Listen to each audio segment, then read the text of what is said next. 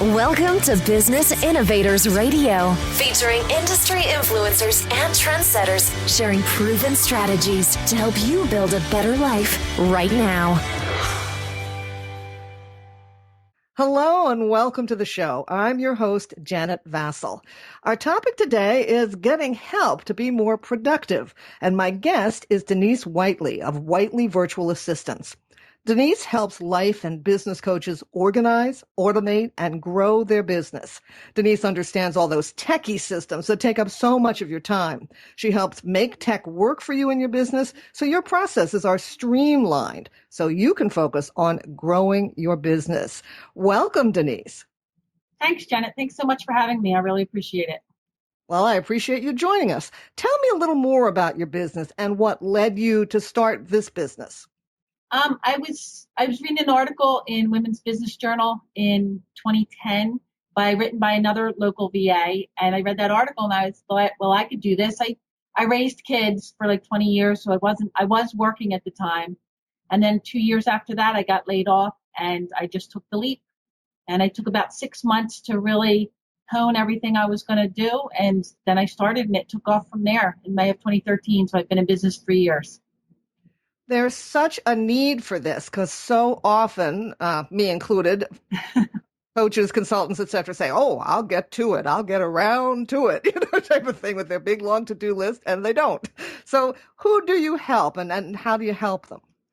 My clients are on all different industries. So I help people in different industries, but entrepreneurs just put systems and processes in place so that things just happen automatically, like writing that blog post, posting on social media, sending out an email newsletter. I do a lot of email marketing just so they stay in front of their clients so their clients start to know, like, and trust them because they have these things that are happening automatically in the background and making sure that they're kept in front of all their clients and their prospects.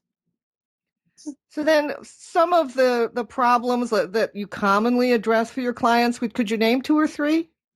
One thing I hear a lot of people say that I'm not ready for a VA yet, or I can't afford a VA yet, and I get that. It took me a couple of years. I do have my own VA. It took me a couple of years to get there. However, from the other side, so I do have an assistant. What they're missing is even a simple task that takes the business owner a couple of hours to complete will take a skilled VA 15 minutes to complete. So if you're charging $100 per hour, then you're losing $200, and you're only paying out, 15 minutes or however much that VA charges. So you just have to think about your time and how much your time is worth. That is so true because in this world of online everything, we all think we can go and learn just about everything, but that learning is time. And if it's your business and time is money, then you're not doing what you need to do or what you're best at. You're doing something that someone else could get done zip and do it a lot better than you who are still in learning mode. Exactly. And one of the things that helped me a lot, like a lot of people say to me, I don't know what to outsource to a VA. Okay, that's valuable information. And I'm stealing this from Chris Ducker, and I know Chris Ducker personally, so he's okay with it, just so you know. He did on his virtual staff finder, or maybe it's on chrisducker.com, but he did 3 lists. And those 3 lists are tasks you hate doing, tasks you can't do or struggle to do, and tasks you feel you shouldn't be doing as the owner of your business. And then I added a comment, like another column, that said things I like to do. So I just laid out a spreadsheet and I started writing down all the different tasks, and that really helped. Okay, these are the things I hate to do that take me a long time, and that's what you outsource. So.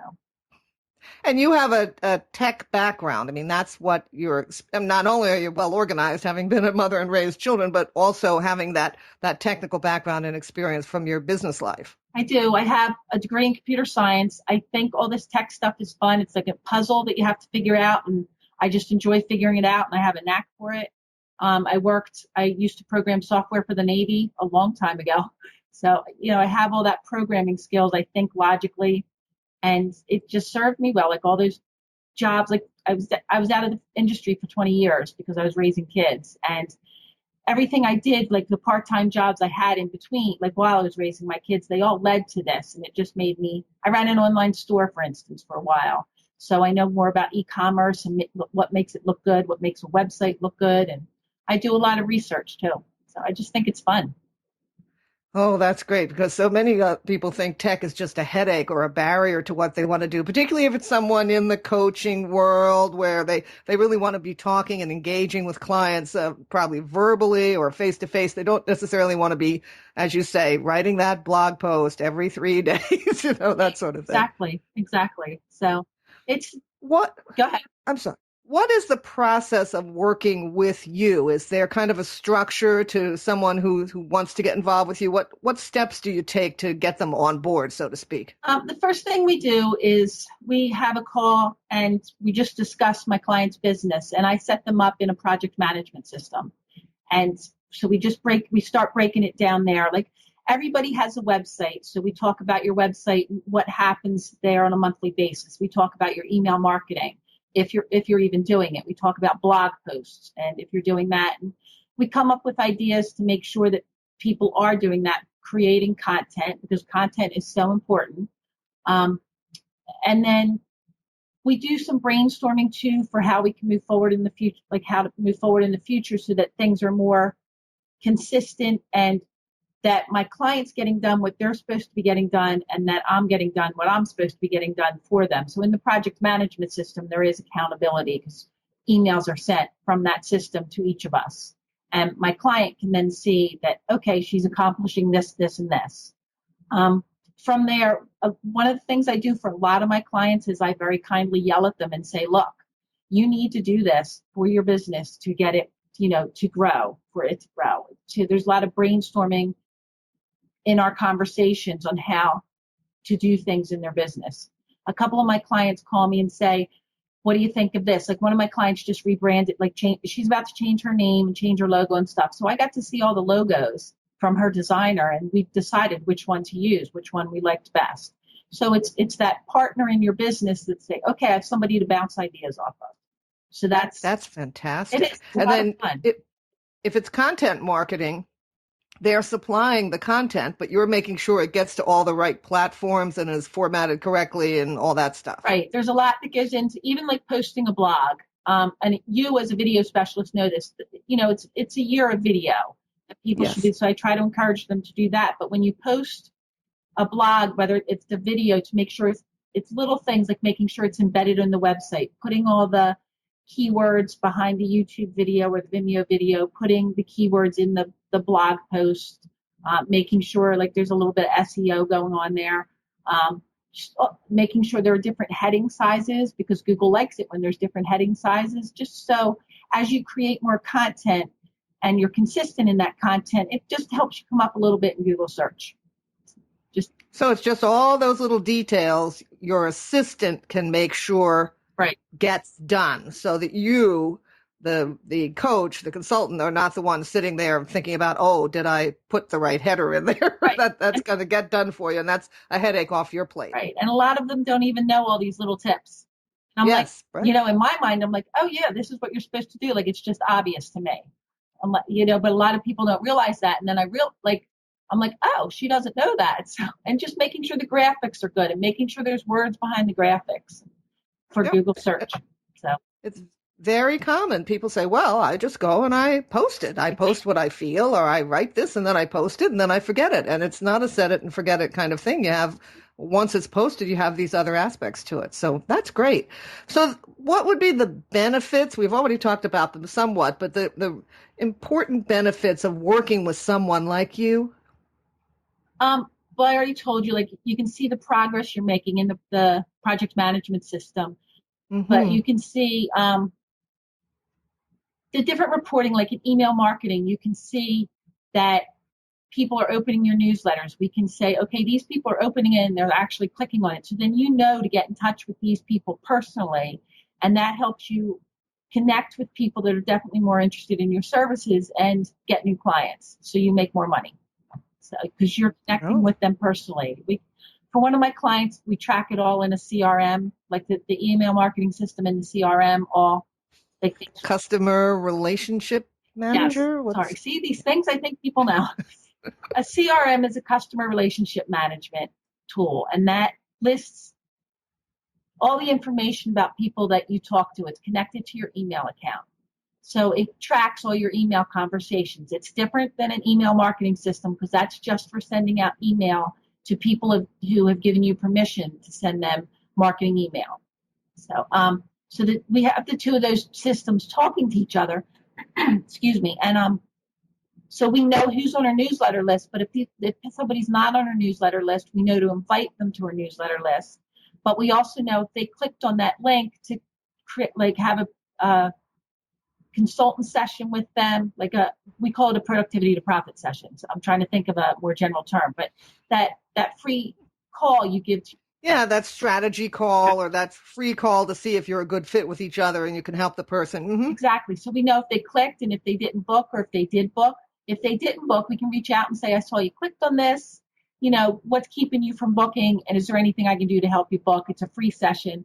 So it's just you're doing more personalized conversations with people who are interested in you, possibly. And it makes you much more efficient than just doing it all yourself. These things are going to fall through the cracks if someone's just trying to do it all themselves. Exactly. And Now, you were talking about your client who was doing a rebranding and you were consulting with them about what the logo should look like and how the rebranding should be handled. What are some other stories about challenges that you've helped a client overcome and how did you do it? One of the things that I have a little bit of a pet peeve about, I am not a branding specialist, but people think, oh, it's just okay. I'll send out an email and they don't have their logo on it. They don't have, so people know because it's signed by somebody, but they don't know the consistent branding. So we make sure the colors are all the same. We make sure that somewhere in there, the logo's there. So as long as the website, the email marketing, the social media, your blog posts, because that's on your website, but they all look the same. So you're always consistent when you get in front of people and they know right away. Think about it. Coca-Cola, by red. Home Depot. I just saw a Home Depot ad and it was the orange of Home Depot, but it was also that board, that metal, mm-hmm. So Yeah. So it's always there. And if you've established a logo or a look or a color combination, you're always representing yourself with that. That's that's very powerful because even for a small business, it's awareness. It is. And the more people, the more you show up, the more people are going to know, like, and trust you. And when they trust you, they buy from you. Magic words. Yes. What are some other popular misconceptions about the service you provide and the kinds of results that you can produce with them? A lot of people have had bad experiences with VAs, and the VAs might disappear, or they don't know how to manage a VA. They don't know what to assign them. And one of the things I do is say, what tasks are you doing? When we set up that project management system in the very first phone call, I tell them, let me do this for you because I can do that. I tell them what I can do. I also tell them, I can do some graphic manipulation. I'm not a graphic designer. And I can tell them right away, let's get somebody that can do this, like creating a speaker one sheet, for instance. Sure. That's not my forte, but I can send it to, I have a graphic designer on my team, and I can send it to her with a template of what we want it to look like. So we can get it done and it looks across brands. So helping people decide what to outsource to their VAs and how to. One of the things Chris Ducker says, for instance, is hire for the role.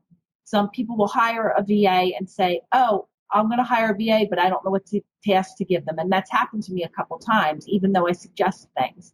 So knowing ahead of time what you're going to assign to them, or if you don't, having that conversation saying, what should I assign to them?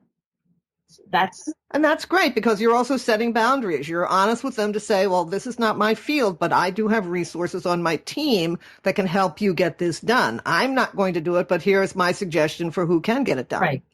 Exactly. That's very useful. What would you say is your secret sauce expertise? What's your superpower when it comes to solving clients' problems? It would have to be in the tech stuff. It just, like I said, I just think it's really fun. Everybody's some people say, have you ever used this before? And I'm like, for most systems, I'll say, no, I haven't. And yes, I can figure it out. There's a couple things that are like a little bit too complex for me to figure out, like Salesforce. That's Salesforce is just, there's a lot of different complexity to that. And I think you need an expert in Salesforce. But if there's something like MailChimp, Aweber, like that's, I didn't know those when I first started. And it's just figuring them out and making them work and getting into the reporting and getting into all that, being willing to watch the videos or read the articles on how to use all the little details about those systems. So it's, and knowing how to make two systems talk if they don't already talk. Like if there's not an API, which is, I don't even know what API stands for. It's now. Right. Yeah, but you have to make that work. Yeah, but see, you're not afraid of it. There are a lot of people who are tech phobic. You know, they know they need it in their business, but they either don't make the time to, as you say, watch the tutorials, read the manual or whatever, and play with it and make it work. So they either don't do it at all or they do it poorly. Right. And then my other thing is, like I said before, I yell at my clients and I call them on their crap and say, you have to do this. And a couple of my clients, like they say, thank you, that really helped. I wrote a blog post about this. I yelled at one of my clients to the point where I called in her husband.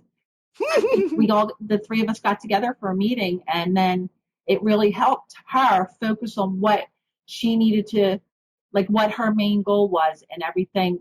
Like she knows what to focus on, and she's not running off into all different tangents, which entrepreneurs do so well. Oh yeah, bright shiny objects here, there, and everywhere. Exactly. And it's funny. I mean, it's just a blind spot with many people where you think that you want to achieve something, but you're not putting the steps in place to achieve it. You know, it's not a if you build it, they will come kind of world. A lot in the entrepreneurial world is a positive way of hustling. You've got to keep moving. You've got to keep doing. And if you have someone at your side, like an assistant, someone like you that makes sure you follow all those steps and take some of those steps off your plate. Wow. Exactly. So what do you like about what you do? I mean, is it the people interaction? Is it the tech side? Is it? I love talking to my clients. I love people will call whether they hire me or not, and just hearing about their businesses, like hearing about the different businesses, or sometimes somebody will call me. Recently, I'm in a mastermind group, and his wife called me. One of the guys in that group, his wife called me because she has young kids and she's thinking about doing something. She has an MBA, and they're asking me questions. They're probably about 15 years younger than I am. So just talking to them, or talking to my clients or prospects and just hearing their story and just helping them move a little bit further. And that's got to be very satisfying when you put the system in place and they're able to move a little bit further and they start getting the results that they really wanted. That's got to be very satisfying. Exactly. So. Could you suggest something? Maybe there's a resource that you use every day, or a tool or a tip of some kind that people may not even be aware of, but that can really make a difference for them in getting organized and getting themselves moving toward their goal better? This was hard for me because there's quite a few, but so Google Calendar is one. Schedule everything. That just makes all the difference in the world if you schedule everything. And the way I schedule everything is by using a project management system that's connected to my Google Calendar. It tells me what I'm doing every day. So, and then the techie thing that I would say is Zapier, which is ZAP as in Paul, IER as in Ralph, because that makes two systems talk to each other. That's what we use to make Aweber talk to Contactually. Aweber is the email marketing system, and Contactually is the CRM. So there's so many different things, it's programming at a very basic level. Like you can program two systems to talk to each other, and it's very easy to do. And you get it's free. You get 5 free zaps per month. Zaps. Yeah. It's really very powerful. Wow, that's great. And I agree with you. The calendar is all important. If you schedule everything, I mean, time for yourself, time for your clients, time for business planning, whatever it is, schedule it all, because there's something about that mental exercise of putting it down that helps you make sure that it happens. Right. And that time to walk away from the computer too. Oh, yes. I do the same thing. Yeah, I have it right on my calendar when my day is ended Yeah, because, as you say, with a coach, a consultant, an entrepreneur, we'd be sitting here till midnight or 2 in the morning, absolutely. just doing this and that. Whereas if you structure your business to grow it, then you're managing your time much better. Exactly. So Any other fun story you can tell me about a client who maybe was really lost and now you've been able to get them on the right track? um oops, that's my little dog, my little so the story about Beth is my main thing. So I mean, literally she told me what her fear was, and her fear was letting down her husband. And it was just really funny because I called her, like I emailed her husband and said, this is her goal, but she's getting sidetracked into this, that, and the other thing. And he's in his job, he was able to, he has that kind of mind that he was able to organize it and look at all the things I sent to him. I mean, I created a whole Excel spreadsheet of all the different like projects going on in her business. And he was like, holy cow. And we were able to narrow it down to exactly what she had to focus on. That's so great. So, Yeah. I mean, the two of you were putting your heads together to help her move forward. Right. That's really. And then just like a month ago, she shared with me that she has savings in her savings account. She has money in her savings account. So it's just like, oh, look, wow, I did do that, you know. So For the first time in a long right. time, probably. Yeah, exactly. So What 3 things could you suggest that a listener do right after this call to be better at productivity, to get started, perhaps looking to outsource some of these tasks? what are things that you do like every day, every week, every month? Just document those steps, whether you write it down, whether you create a video, because creating a video is very, like that could be as useful as writing it down, is what I'm trying to say. Yeah. Just Sometimes, people will do a screenshot of a video of something that they do. Yeah, that would be showing how they do it. Yeah. so just do that, because when you do get to the point to outsource, that's, you'll have all those steps in place and you'll be able to show it to that person. You'll be able to train them, whether it's written or it's on video. You'll be able to train them, and then they'll learn it pretty quickly and start doing for you, and it's off your plate. I think that's one of the things that people may fear in a way, which is, well, I do it. And, I don't even, it's kind of like people who cook without a recipe. And then you say, well, what's the recipe for that? Oh, well, I just throw some of this and some of that. And they're afraid that if they ask someone else to do it, that they won't be able to communicate properly. So as you say, making a video or making a list of every step while you're doing it is the way to train someone to take that over for you. Right. And that, like, I would add on to that, there are a lot of things that you can do that with, like onboarding a new client. How do you onboard a new client? If you go out networking, how do you follow up with your new contacts? What happens when you have your initial meeting with your clients, your initial phone call? What questions do you ask? What we did for one of my clients is we created a whole sheet. So she fills in on that sheet all the answers she gets for questions specific, like she's a CFO. So, not like, what's the revenue for their business? What's where are they at now? So that she has that information in front of her for when she goes forward. It's never like, okay, did I get this? Did I not get this? Where is it? So she has her key questions in mind that she needs information to move forward with them. That's really valuable. And put a due date on everything. Ah, yes, deadlines. I'm big on that too. My life is one big deadline here, there, and everywhere. Exactly. Go ahead. No, go ahead. That's fine. No, I wanted to explore that more because you were saying the networking process, the initial contact with someone who is going to become your client. How do you get them onboarded? Other areas that someone could, systems and processes are just essential to being in business and not being, at the effect of your business, not being a slave to your business. And what other systems and processes can you think of that you help clients figure out? One of the ways that we get response for my CFO client, we get responses to her. She'll go to a networking event. she'll meet someone, and then we send out an email from her CRM. So from the contact customer relationship. And you're doing it for her. So this is part of your service, which is she doesn't have to go and do this herself. Well, it's all automated within her CRM. So yes, I am doing it for her, but I'm not actually doing it. It just happens. That's great. Once the business card is entered into the CRM, they're put into what's called a program in this CRM, which is Contactually, and Contactually is worth every penny. So they go into a program and it just happens automatically. But we say in there, like one of the questions we ask to be in that conversation style is, it was great to meet you at such and such event. And who is your ideal client? Give me an idea of who your ideal client is so I can refer you if I meet somebody that needs your services. And that gives people, and then we also invite them to sign up for her newsletter.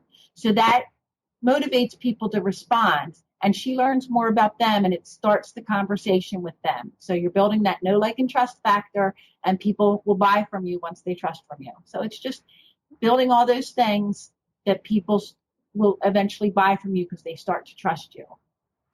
And I really like that you know about these various tools like Contactually, which somebody may not be aware of, but when you're talking with them initially and figuring out what they need, you can recommend these tools that you know from experience work so well, so they can start building those relationships that will ultimately lead to sales. Exactly.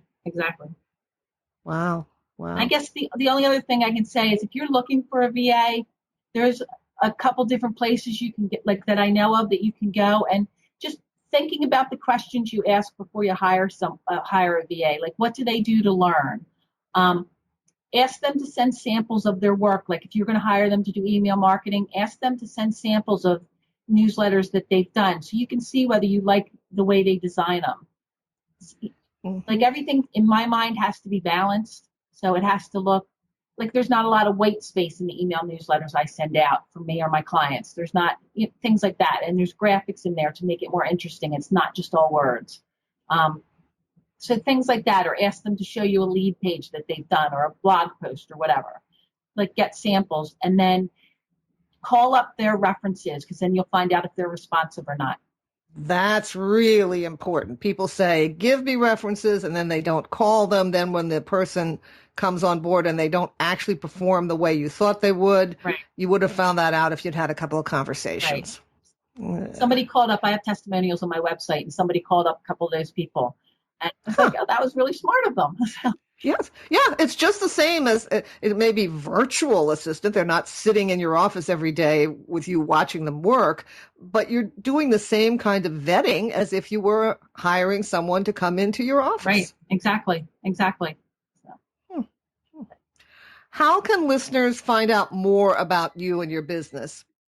My website is Denise Whiteley. That's my phone. Unfortunately, let me go through that again. Okay. Your website is? My website is DeniceWhiteleY.com. So it's Denise with a C, DENICE, and it's the color white, LEY. So it's WHITELEY.com. And I have a freebie on there about the difference between a CRM and an email marketing system, and what we talked about, like what to put in the text of an email when you meet a new contact. So you start that conversation. Yeah. That is great. Thank you, Denise, so much for joining us and sharing so much good information about this, because people really, they need help and they know they need it, but they just don't know how to go about it. So it's very useful to understand the virtual assistance world and how you help people.